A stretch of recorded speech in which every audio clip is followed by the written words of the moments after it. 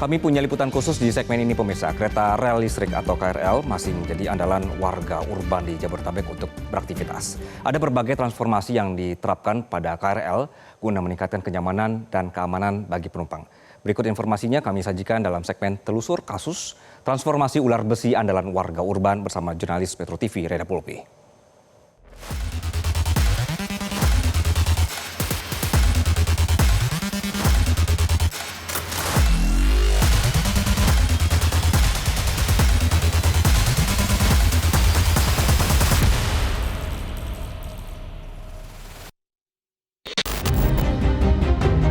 KRL masih menjadi transportasi umum favorit warga Jakarta. Bahkan pada tahun 2024, lebih dari 370 juta pengguna KRL pada satu tahunnya. Nah, lalu seperti apa transformasi dari ular besi ini? Saya akan mengajak Anda pemirsa untuk jalan-jalan dari stasiun Manggarai sampai stasiun Tanah Abang. Ikuti saya.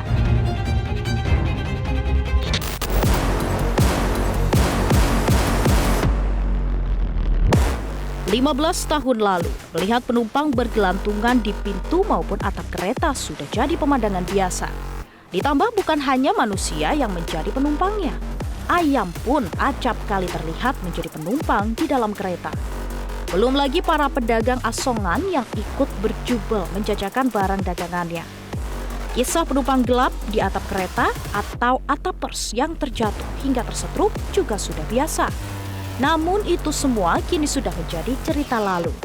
Sebab per Juli 2013, PT KAI Komuter Jabodetabek mengambil langkah kontroversial namun kini diacungi jempol, yakni menghapus seluruh kereta rel listrik atau KRL ekonomi non-AC. Kita pun bisa bernapas lega, mengucapkan selamat tinggal pada atapers, pedagang asongan, hingga ayam-ayam yang kerap menghiasi kereta kita. Transformasi pun terus dilakukan oleh transportasi favorit warga Jabodetabek ini. Stasiun dipugar, sistem pembayaran dengan etiketing, gerbong khusus wanita, dan lain-lain. Fasilitas di dalam stasiun pun tak boleh dipandang sebelah mata. Ramah bagi penumpang KRL baru seperti saya.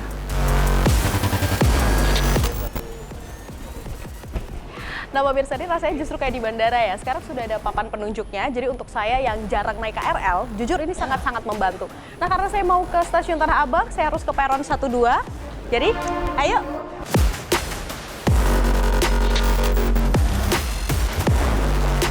Gusti Raganata dari komunitas KRL Mania menyebut, KRL bertransformasi sangat luar biasa.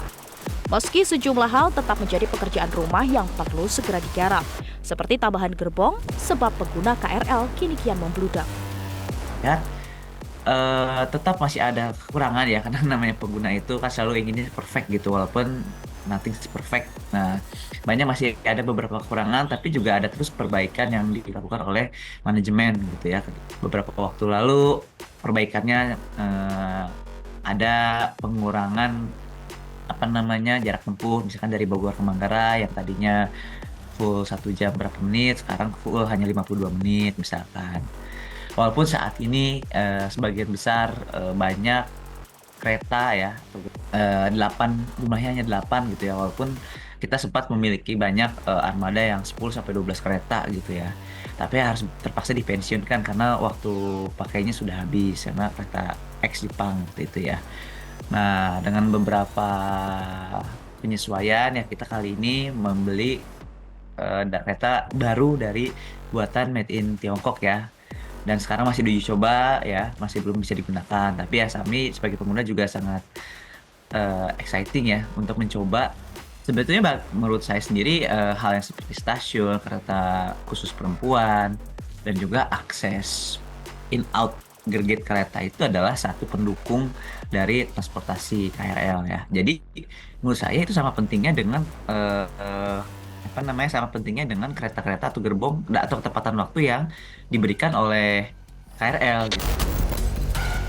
Meski sayang, sejumlah kejadian tak mengenakan masih saja terjadi. Seperti pelecehan seksual, meski poster peringatan sudah terpampang besar-besar di stasiun. Bagaimana cara mereka menindak pelaku-pelaku kekerasan seksual di dalam kereta, lalu bagaimana jika ada gangguan-gangguan dalam kereta, kan kita ingat ya selalu viral tuh ada penumpang yang selalu ribut gitu ya di dalam kereta dan penumpang lainnya diturunkan dan sebagainya. Dan menurut saya ditaruhnya satu security di satu gerbong itu udah udah sangat baik sebetulnya untuk membantu mengurangi rasa-rasa ketidaknyamanan yang dialami oleh penumpang. Nah ini pemirsa kondisi kereta api dari stasiun Manggarai kalau bukan di jam rush hour masih cukup manusiawi, tidak perlu berdesak-desakan ya. Nah kira-kira kenapa orang-orang Jakarta ini memilih KRL sebagai transportasi umum favorit mereka? Pastinya karena murah, kemudian tepat waktu, tidak perlu bermacet-macet ria di Jakarta dan juga sudah terintegrasi dengan sejumlah transportasi umum lainnya. Sementara kalau kita lihat di tahun 2024 ternyata pengguna KRL ini menempati posisi paling atas, lebih dari 370 juta pengguna pada 1 tahunnya. Baru diikuti oleh transportasi umum lainnya seperti Transjakarta dan lain-lain. Nah, kira-kira kalau kita lihat apa sih alasan para pengguna ini mereka memilih KRL sebagai transportasi umum mereka sehari-hari? Kalau menurut saya lebih ekonomis dan juga terjangkau ya, akses dari rumah juga lebih dekat untuk ke stasiun gitu. Kalau untuk saat ini saya memilih KRL karena KRL adalah transportasi yang menurut saya cepat dan jamnya yang pasti. Karena kita bisa memantau jamnya lewat aplikasi. Kalau KRL pertama karena motong waktu perjalanan ya, karena dan Mogot itu kan kalau dari Tangerang tuh macetnya kalau pagi atau jam kerja tuh parah banget. Kedua memang karena ramah di kantong juga, jadi lebih hemat juga sih kalau untuk transportasi pergi pulang kerja. Mungkin karena masyarakatnya nggak begitu sabar, alhasil saya pernah berhenti bukan di stasiun tujuan tapi selanjutnya, karena harusnya kita yang turun duluan tuh turun karena yang mau masuk duluan gitu, jadi kita jadi tertahan di dalam. Mungkin kejadian yang selalu saya alamin ketika di jam sibuk itu saya selalu sempit-sempitan dan dorong-dorongan, dan kadang ada yang sampai pingsan kayak gitu. Sebenarnya bukan yang nggak enak ya, mungkin ini dirasakan semua pengguna juga gitu. Jadi kalau jam ya rush hour lah, kalau jam berangkat atau pulang kerja pasti desek-desekan. Jadi mau nggak mau, apalagi saya sebagai perempuan gitu ya, amannya atau safety-nya ya kita naik KRL di gerbong wanita. Jadi mau nggak mau kita harus dari ujung ke ujung gitu jalannya, milihnya gitu.